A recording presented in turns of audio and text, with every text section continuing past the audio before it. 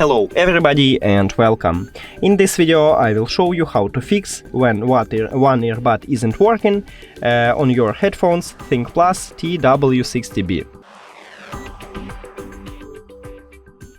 You have to start by put your headphones to the charging case. Now make sure that your charging case is charged. And after that, it's not connected here, after that remove it from the charging case. So now it should be connected.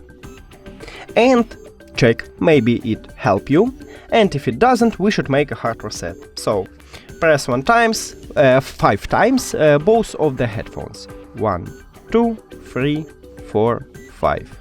Here we go. Now put it to the charging case,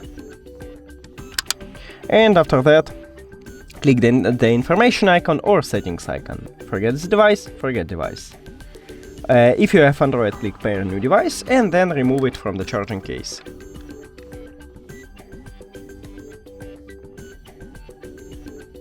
Now click on it as the device list. And we did it!